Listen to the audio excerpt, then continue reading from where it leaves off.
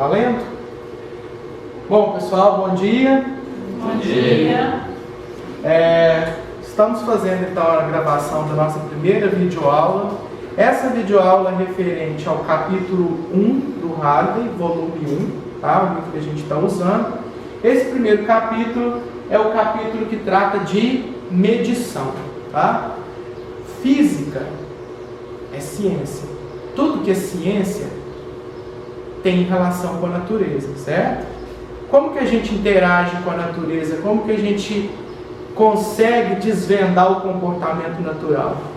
Através do experimento. Quando eu faço um experimento, eu posso fazer um experimento qualitativo. O que seria um experimento qualitativo? Seria aquele experimento no qual eu estou observando o que está acontecendo, o fenômeno. Estou observando o fenômeno. No experimento quantitativo, eu vou medir alguma coisa. A medição é um processo fundamental em física. Você não faz física sem medição. Por quê? Principalmente o trabalho de um engenheiro. O trabalho de um engenheiro é fazer projetar alguma coisa, independente de qual seja a área de engenharia. Para projetar, você precisa ter noção das dimensões. Dimensão é uma maneira mais técnica de falar de tamanho. Então é preciso medir. Você não faz física sem medida. E para medir, como que a gente mede alguma coisa? Como que a gente mede, pessoal? Tomando um padrão, né? Pegando um padrão, né? Pegando uma referência. Então é preciso estabelecer uma referência para fazer a medida. E aí, então a gente entra com o conceito de grandezas e unidades.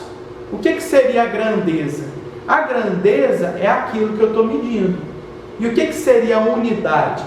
A unidade é aquele valor de referência para medir alguma grandeza.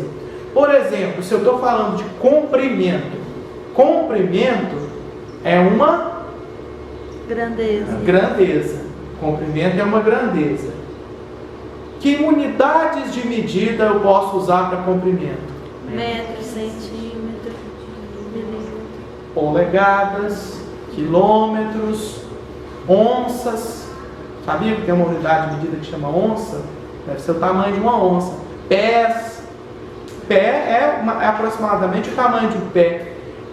Se usa muito pé em medida de altitude. É uma unidade muito usada em aviação.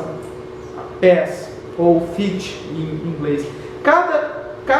Dependendo do que você vai medir, existe uma unidade de medida mais adequada ou mais usada. E aí o pessoal se acostuma a usar e continua usando aquilo ali. O Brasil utiliza o que a gente chama de Sistema Internacional de Unidades. Brasil, Europa usa esse sistema. No Sistema Internacional de Unidades, a gente usa metros para medir comprimento ou distância.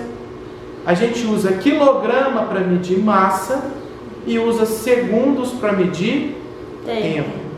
Se você vai, por exemplo, para os Estados Unidos, eles não usam o sistema internacional. Então é muito comum você ouvir falar em milhas lá. Os carros, o velocímetro do carro, não vem lá em quilômetros por hora, ele vem em milhas por hora. Não adotaram o sistema internacional, apenas uma escolha. Esse sistema internacional ele foi criado para diminuir essa confusão, porque as civilizações foram criando as suas unidades de medidas diferentes. Então chega um momento que você precisa falar a mesma língua. Não adianta eu falar de onça se eu não sei qual que é o tamanho da onça. O tamanho da onça no Brasil é um, o tamanho da onça na África é outro. Então se criou o Sistema Internacional de Unidades de forma a padronizar isso. Tá? A física, o livro que a gente vai usar, utiliza o Sistema Internacional de Unidades. Tá? As três grandezas que nós vamos utilizar nesse curso de mecânica são comprimento, massa e tempo. Tá? Tudo que a gente vai estabelecer de grandeza, aí a gente tem as relações entre elas, unidades que derivam dessas, por exemplo, unidade de velocidade, metros por segundo, unidade de comprimento dividido por unidade de tempo. Ok? Unidade de força. Força é definida pelas leis de Newton. Tem unidade de massa vezes unidade de comprimento dividido por unidade de tempo ao quadrado. Quilograma vezes metro por segundo ao quadrado. É o que se chamou de Newton. Nos outros cursos de física, na física 2, na física 3, aparecerão ali outras unidades de medida relacionadas a fenômenos elétricos, fenômenos magnéticos, termodinâmicos. Vai aparecer lá calorias, amperes, volts.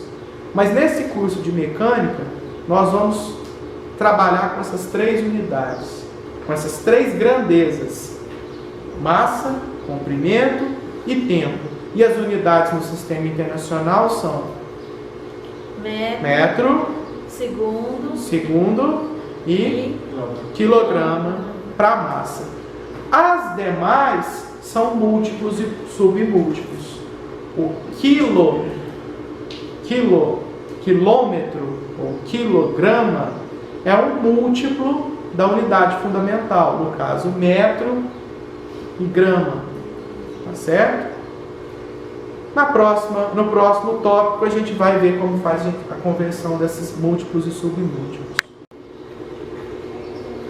Ok, pessoal, continuando então, agora vamos tratar da seção 1.4, mudanças de unidades.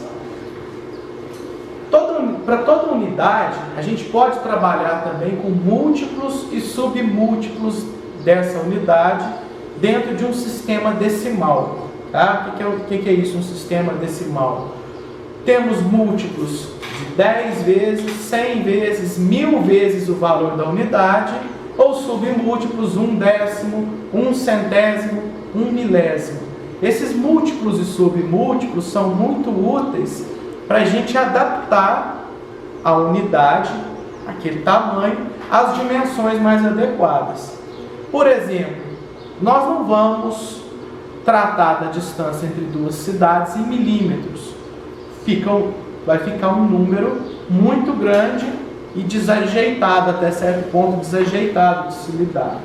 Nós também não vamos tratar da dimensão da espessura de uma folha de papel em centímetros ou em metros. Vai ficar um número desajeitado de tão pequeno. Então, para isso foram criados os múltiplos e submúltiplos das unidades, para que a gente possa adaptar a unidade às dimensões dos problemas. Esses múltiplos e submúltiplos, a tabela completa, tá? A relação completa, está na tabela 1.2, página 3, do Halliday, volume 1. Tá? Estou pegando como referência aqui a 8ª edição, mas na 9ª edição, nesse mesmo capítulo, vocês vão encontrar essa mesma tabela. Imagino que a numeração da tabela seja a mesma, tá? É 1.2 também, né? Na 9ª edição. Então lá tem a relação completa. Eu coloquei aqui os mais usados, tá? Só como referência. Então vamos lá, aos múltiplos. Quando a gente usa o prefixo deca, significa que aquela unidade está sendo multiplicada por 10.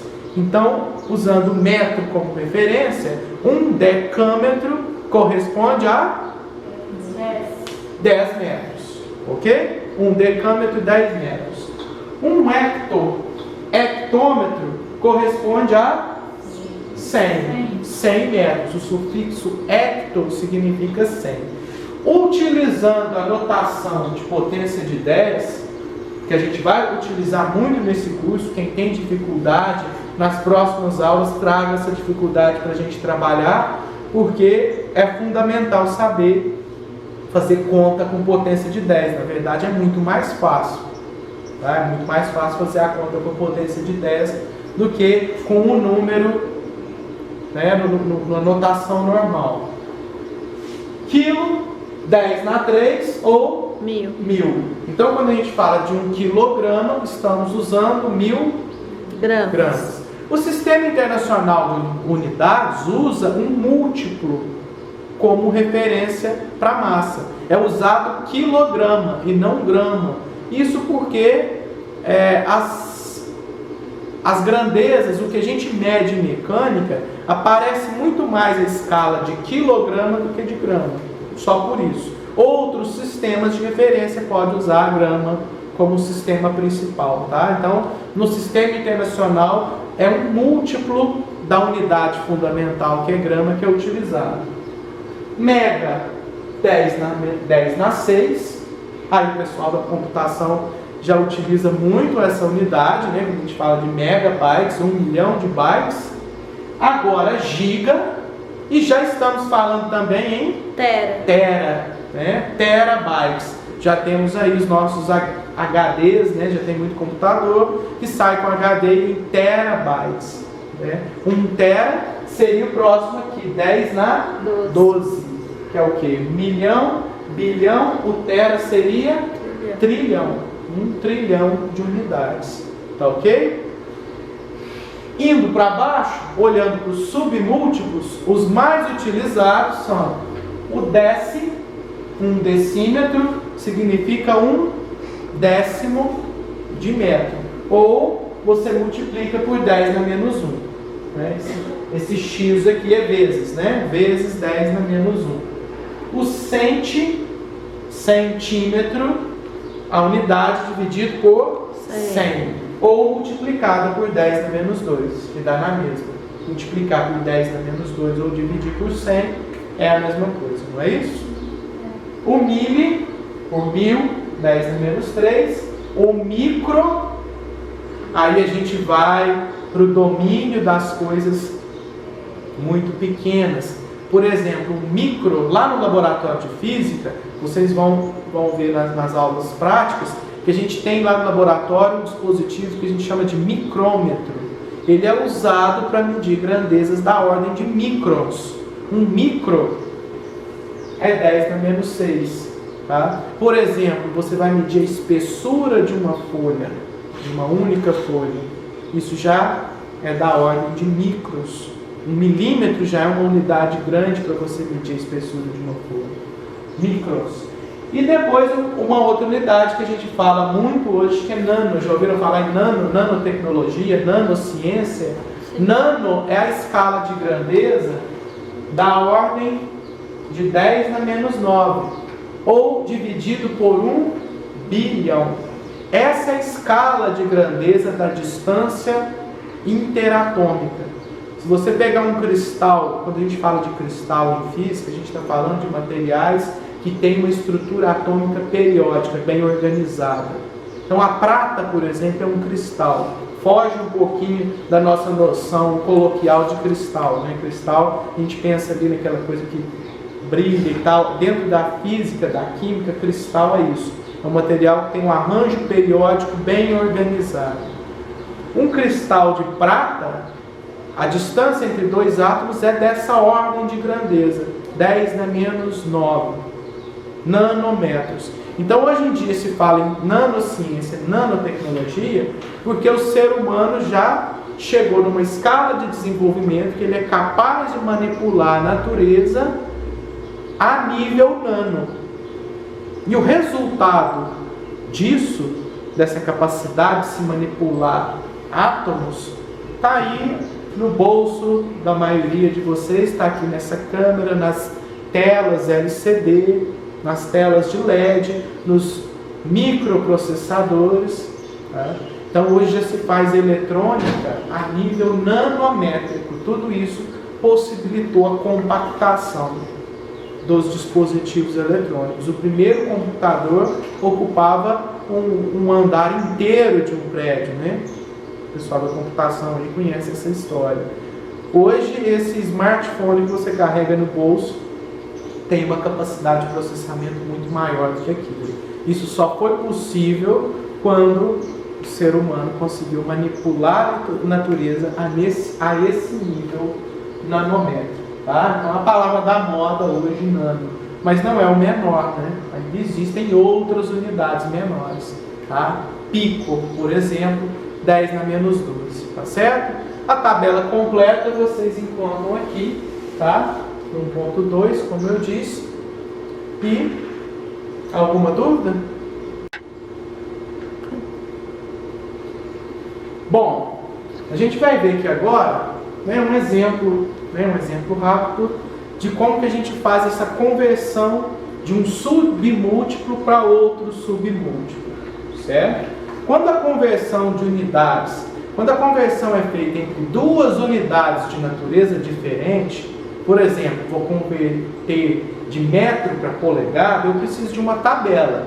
Eu preciso saber quantas polegadas corresponde a um metro. Mas quando a conversão é entre um múltiplo e submúltiplo da mesma unidade, e a unidade que a gente está tratando aqui, no caso, é o metro, essa conversão é bem simples. Basta você usar a potência de 10, tá?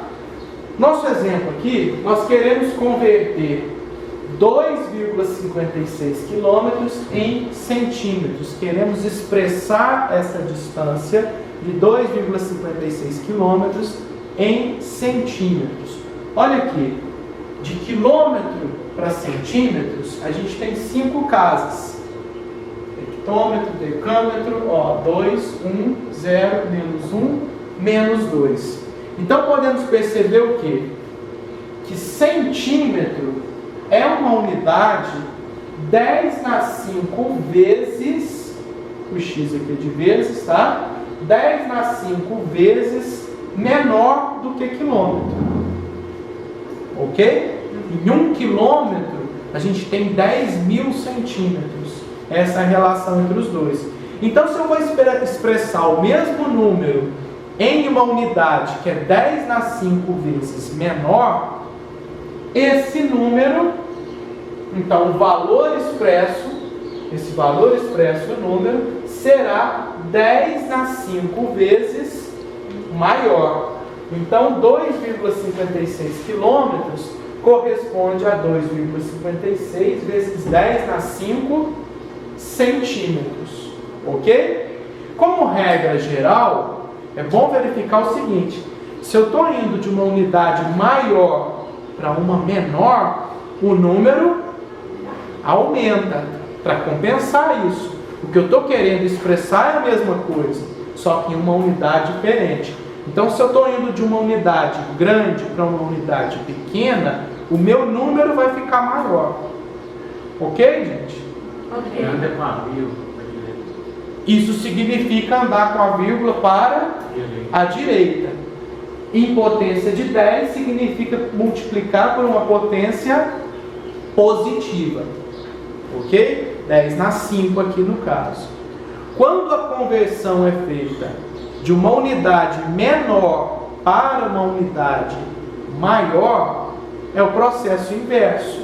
Se a unidade, aí eu vou andar com a vírgula para o lado esquerdo, o número fica menor. Já que a unidade é maior, o número fica menor. Isso significa andar com a vírgula para a esquerda ou multiplicar por uma potência de 10 negativa. O número da potência é o número de casas que você andou. Alguma dúvida, gente? Não. Ok? Turma, então é o seguinte, para a próxima aula, né, nós vamos tirar a dúvida desse capítulo número 1 e espero que vocês resolvam essa lista de exercícios que eu vou passar agora. E aí eu resolvo esses exercícios, tiro dúvida em cima dessa lista de exercícios também, ok? Então, usando como referência a 9ª edição, tá? Volume 1, 9ª edição, capítulo 1, tá? Começa aqui na página 8. Vocês podem fazer os exercícios número 4, número 7, número 11, número 15, número 22 e número 23. Ok? Até a próxima aula.